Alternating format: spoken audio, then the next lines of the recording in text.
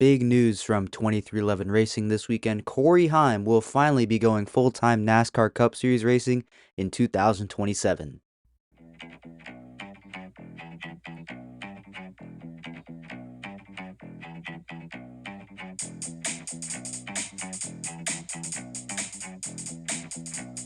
And welcome back to another episode of Talkin NASCAR. I am the one, the only Andrew Volkman, your host for today's show. We hope you all are having a great start to your week. Hope you all are having a great day today.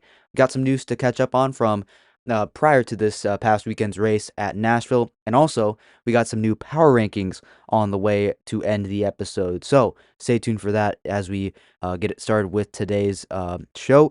So we're going to start out by talking about the breaking news that broke on Saturday. Corey Heim will be going full-time NASCAR Cup Series racing in 2027 for 2311 Racing in the number 35 car next season. Corey Heim currently is the reigning Craftsman Truck Series champion, and he's currently competing part-time in the NASCAR Cup Series with 2311 Racing in the number 67 car. He's going to be slated to make 12 starts this season. He's already run 5 of them this year in the Cup Series. He's made some starts in the Craftsman Truck Series for Tricon Garage so far this year, so might not necessarily be a full schedule for Corey Heim, but he has definitely running some races this season. Corey Heim is also 2311 Racing's first development driver for the team, so it's a very exciting moment for that team getting their first development driver into the NASCAR Cup Series.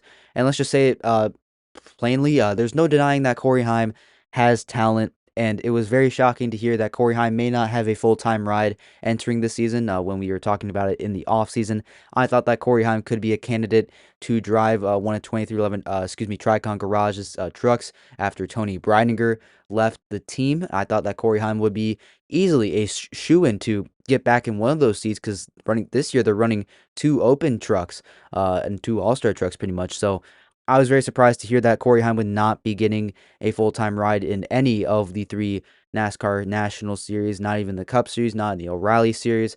It was very shocking to hear, but Corey Heim has definitely made the most of it in these starts. He's already run a couple of races in the Truck Series. He's won a couple of those starts so far this year in the Cup Series, and those 5 that he's made already. He's shown some flashes of some good speed. I remember Texas, he was pacing the field when he was running it long on pit strategy and looked really, really solid. Unfortunately, he wrecked out. And then at Nashville this weekend, he looked pretty solid. He started towards the back of the field, was marching his way forward, ended up misjudging the entrance to the corner in turn 1, and ended up hitting the rear end of Todd Gilliland's number 34 car. Heim ended up getting collected in that wreck as well. But still, I would say that's just Corey Heim having limited experience in the NASCAR Cup Series and not really a whole lot of familiarity with this car, because Corey Heim, again, 5 starts this year. He only made a couple last year, and he made a couple maybe the year before that, I believe, in 2024. So Corey Heim, definitely not, the most experienced driver when it comes to driving this next-gen car, but what we've seen so far from Corey Heim has been very, very solid, especially on intermediates, which is where most of his starts have come. So he's shown a lot of good stuff so far in his limited appearances. As for, expectations moving forward into his full-time season next year is still a ways away, and a lot can happen between now and then. But I'm thinking that we're going to see something similar to what we're seeing from Connor Zilisch this year for Corey Heim. But I do think that Corey Heim will be somewhere a little bit better than what Zilisch is doing, and I think that will be a 25th to 28th place points finish right now. And I think that might be a little, disrespectful, because I think Corey Heim is very capable of doing a lot better than that. But I would say that Corey Heim, he's going to do very good on the intermediate tracks. Short tracks, I think that's still to be seen if he can truly perform on those. I would say overall, 2311 Racing on short tracks doesn't really have the best program when it comes to that specific track type. So I'm not quite sure about that. Road courses, don't have a lot of confidence in Corey Heim in the Cup Series on road courses. In the Truck Series, I have a little bit more confidence in him, but I don't necessarily see Corey Heim as, a road course guy that will be running in the top 15 every race, especially in his rookie season. I think it's going to be at least 1 or 2 years before Heim's really going to be even in the top 15 area with that 2311 Racing car in the Cup Series. So, and then super speedways, anyone can contend on a super speedway, and we saw Corey Heim in the Daytona 500 earlier this February. he looked pretty good. So I have a lot of faith that, Corey Heim's going to do a little bit better than Zilic, being that Connor Zilic has shown very little pace on any tracks besides road courses and super speedways. I think Heim can do a little bit better on intermediates, which is the bulk of the NASCAR Cup Series schedule, and he's going to do pretty well on super speedways, in my opinion. So I'm expecting a 25th to 28th place points finish for Corey Heim moving forward. Maybe in the top 25 area could be an option for Corey Heim, but I'm keeping my expectations more realistic and maybe a little bit, disrespectful in some respects, but I'm trying not to give Corey Heim too much hype and put a little bit too much pressure on him and overestimate how well he could do next year. So I feel like a 25th to 28th is a pretty solid range for how I think Corey Heim can do next season for 2311 Racing.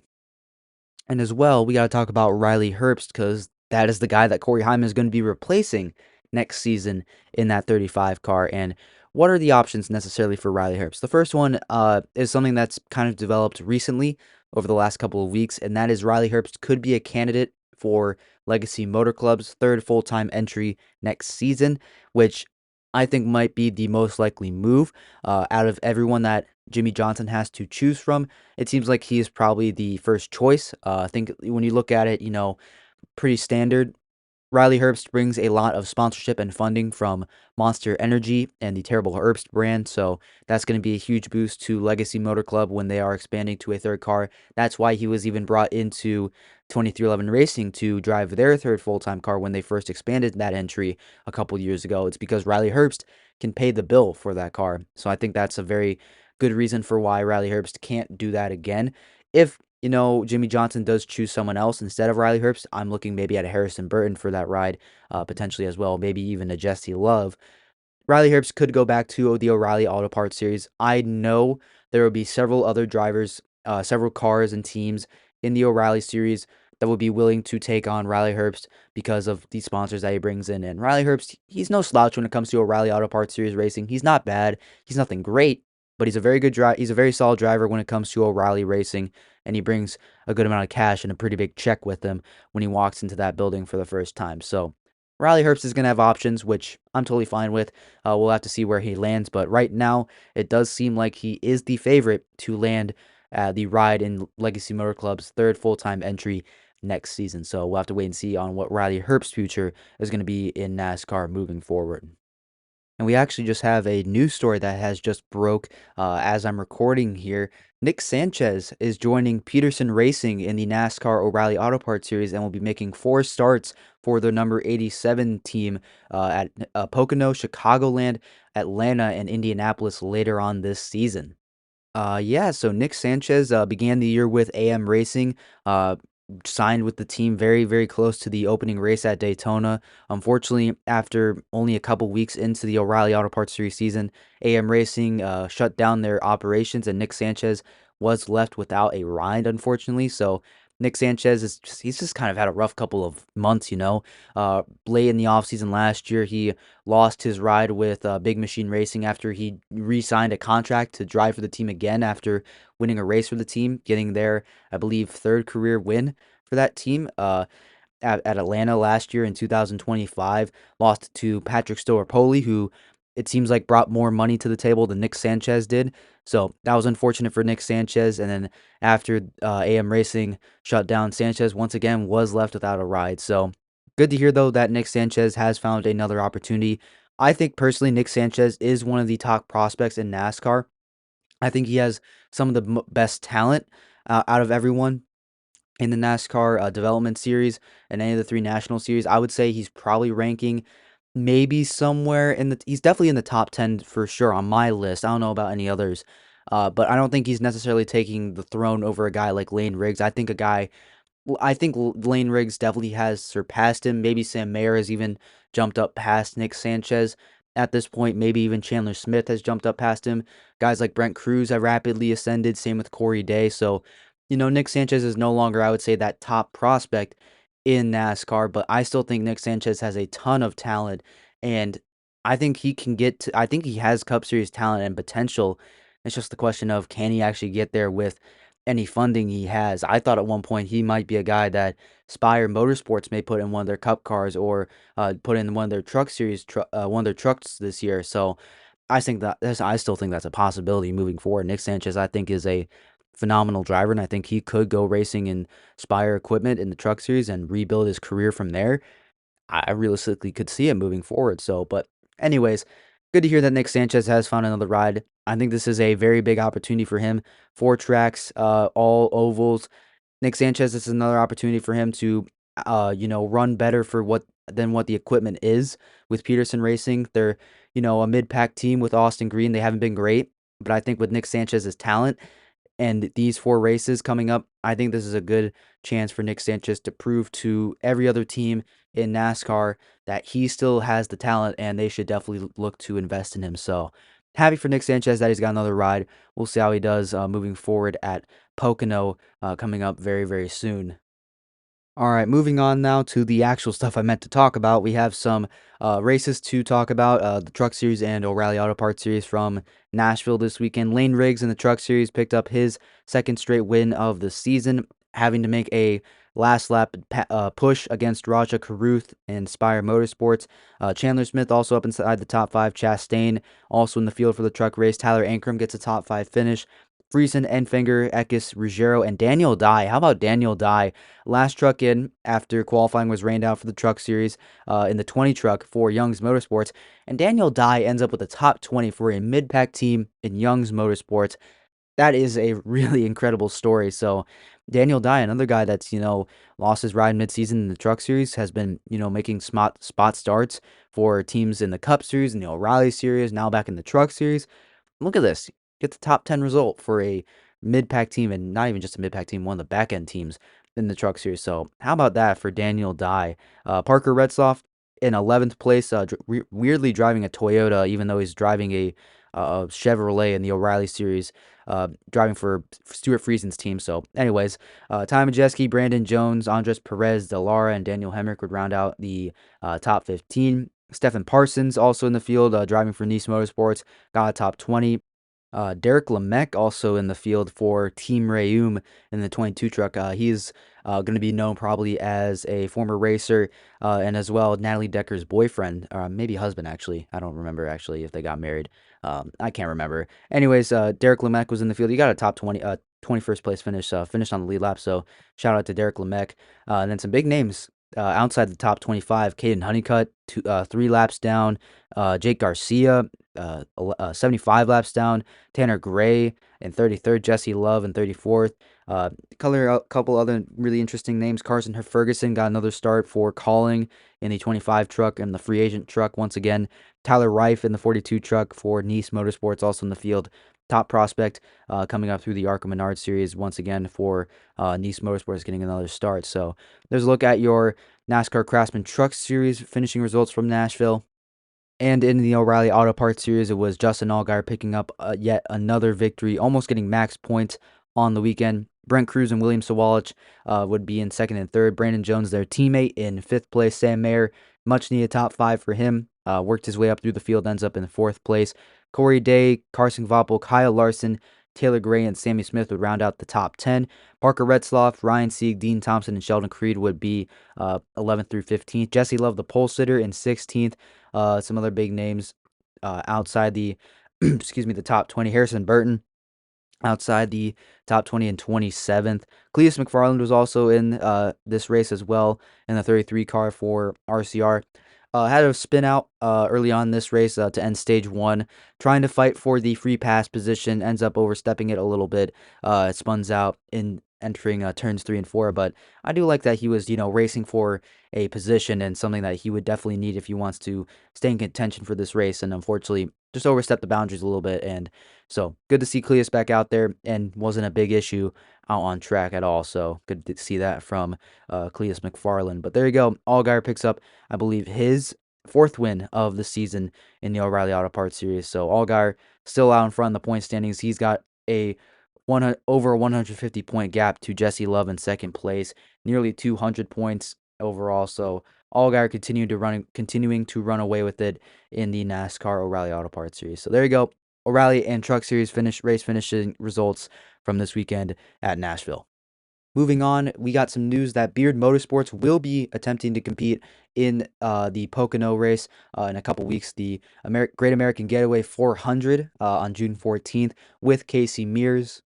Both these two had plans to run 5 Cup Series races this year, so Casey Mears would get to 500 career NASCAR Cup Series starts this season, ending with Homestead Miami, the season finale at the end of the year. But unfortunately, the first start of that 5 race schedule was at Talladega. Unfortunately, qualifying got rained out, and Casey Mears was not able to qualify his way in per the rulebook because at Daytona earlier this year, Anthony Alfredo was disqualified and did not qualify for the Daytona 500.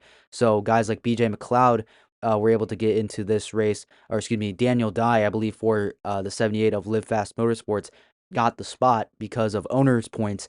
Meanwhile, Beard Motorsports didn't have any owners' points from not competing in the Daytona 500, so they did not get into that race at Talladega earlier this year. So now they will be attempting Pocono to make up for that start that they missed and make sure they get Casey Mears that 500th career start. So good luck to Casey and Beard Motorsports.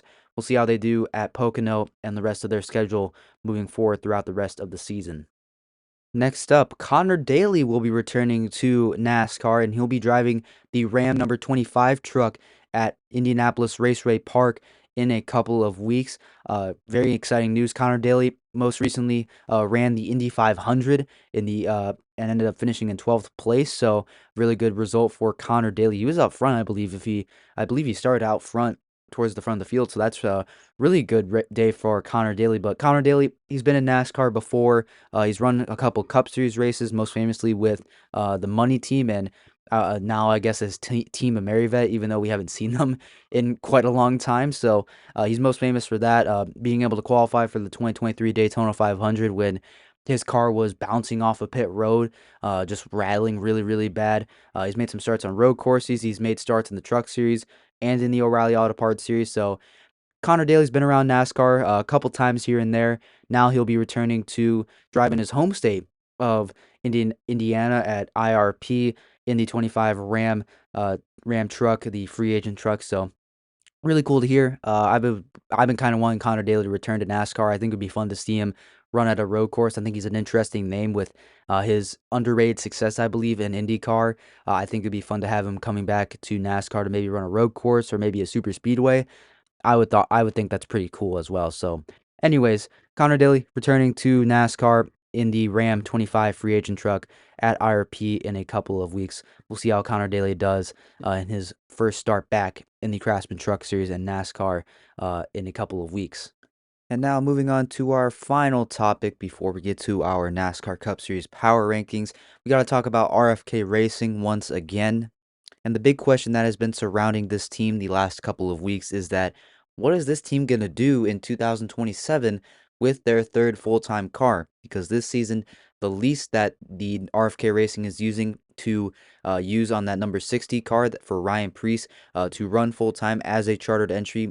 They're leasing a charter from Rickware Racing. That lease ends this season, and they will not be able to use it again next year, as Rickware Racing will be getting that lease back, as well be selling one of their 2 charters that they own to Legacy Motor Club. So at this point, RFK Racing has no charter to use for Ryan Preece's car next season.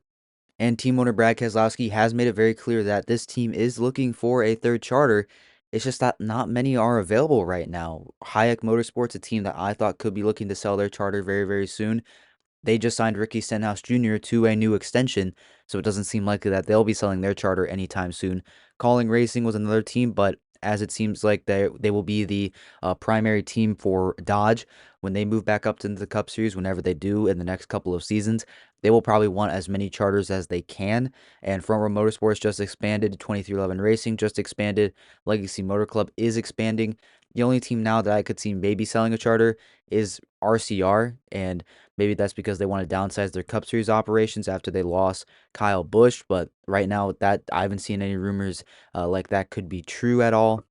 And once again, it seems like that Rickware Racing does not want to sell the current charter that they have. They want to run full time next season with Cody Ware, which in and itself sounds a little, wild.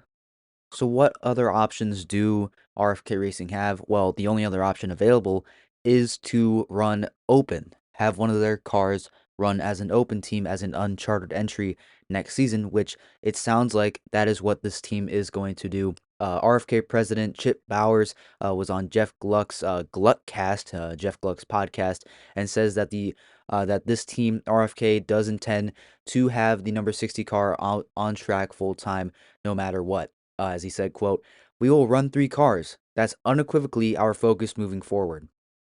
So it does seem pretty obvious to me by that statement that they will have that 60 car back out there full time next year. Now, will Ryan Preece be out there? I don't know. Will Kroger be the primary sponsor of that team once again next season? I don't know. That's a big question as well because both Priest and Kroger, the primary sponsors' contract, are up. And I believe if Kroger does not return to sponsor that car next year, it may be very difficult for RFK Racing to continue next season with that third full-time entry because Kroger is a big-time sponsor. They're a big-time brand.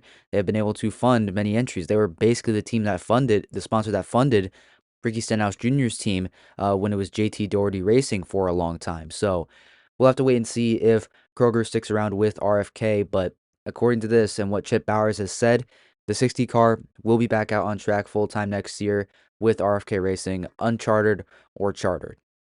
All right, but now it is time to move on to the final segment of today's show, my NASCAR Cup Series power rankings. I didn't get to do my power rankings for post Charlotte last week, so I'm very giddy to get my post Nashville power rankings out there for you guys. So let's go ahead and see where your favorite driver winds up in this week's top 10. Starting out at number 10, I have Brad Keselowski. While he didn't have necessarily the greatest run at Nashville this past weekend, weekends ago in Charlotte in the Coca-Cola 600, he had a pretty solid run going, and he showed pretty good speed last weekend at Nashville. Unfortunately, got caught up in a crash that wasn't necessarily his fault, so Keselowski's been looking pretty solid. He's still hanging on to a chase spot right now. He's sitting 13th in the standings right now. We'll see how long that lasts and if he's able to hang on to that chase position as we head into Michigan this weekend. So I got Brad Keselowski at 10. At number 9, I have Shane Van Gisbergen. And Shane Van Gisbergen this past weekend at Nashville, coming off his best finish on an oval in his NASCAR Cup Series career, getting a top 5 finish in 5th place. And then before that, in Charlotte last weekend, ends up with a top 15 finish after starting out front. So SVG, these past 2 ovals have been very nice to him. And then the last points race we ran before Charlotte, he won at Watkins Glen in dominant fashion, coming back from over 20 seconds behind the leader of Ty Gibbs and Connor Zillage. So Shane Van Gisbergen's been on a little bit of a roll recently. He's been climbing up the chase standings very, very rapidly over the last couple of weeks. So riding a little bit of a wave of momentum. We'll see how he does this coming weekend in Michigan. I expect it will be a little bit tougher since it is a bit of a bigger track, and it's going to be a little bit more difficult to run through the corners. So anyways, we'll have to wait and see how SVG does this weekend, but no matter what, he's riding a wave of momentum into Michigan this weekend. So I got SVG at 9. At number 8, I have Christopher Bell. Back-to-back weeks of coming up so close to victory in the 2026 season. Finished second behind Denny Hamlin at Nashville this past weekend. Came in second to Daniel Suarez last weekend in Coca-Cola 600 at Charlotte. So it's been a very rough couple of weeks for Christopher Bell finishing-wise. He's been so close to that first win. It's kind of insane at this point. So I'm liking the speed that Bell has been showing. Just can they put a full race together and get that first win? We'll have to wait and see on that. I got Bell at number 8, though. At number 7, I have Chase Elliott. Didn't have the greatest run going this past weekend at Nashville, but used a little bit of pit strategy with Alan Gustafson on the pit box, and they managed to wind up with a top 10 result. Charlotte was a little bit rough, but Chase Elliott, he's been very, very consistent all year long, and he can afford to have a couple bad races here and there. Point to Watkins Glen and Charlotte this past 2 weekends ago, but gets back on track with a top 10 result at Nashville. I got Chase Elliott at number 7. At number 6, I have Ty Gibbs. I do have Gibbs sticking in the same spot as he did last week at number 6. Ty Gibbs, he's been pretty good. He's kind of, slowed down a little bit since his win at Bristol, but still Ty Gibbs has been very, very solid. He was very, very good last weekend in the Coca-Cola 600 running up top. This past weekend at Nashville, not so much, while his 3 other teammates were running up inside the top 5 pretty much all night.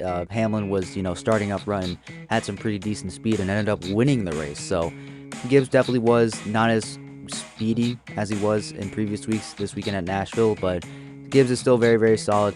I still have him at 6th place. We'll see how he does at Michigan coming up this next weekend. At number 5, I got Kyle Larson. He had a pretty solid weekend going. Charlotte last weekend looked like he may be in contention for the 600 victory. He also had a pretty good weekend going at Nashville this past weekend. Unfortunately, just got caught up in a crash, so he couldn't quite get the finishing result that he wanted. But still, Kyle Larson has been able to get consistent speed, consistent top 5 speed most weeks. He just hasn't quite put a full race together, kind of like Christopher Bell, except that Larson has been able to run up inside the top 10 pretty consistently week in and week out, while Bell hasn't necessarily been able to do that. So I got Larson at 5. We'll see how he does in Michigan, see if he can finally get that first win of the 2026 season and break up that over-season winless streak.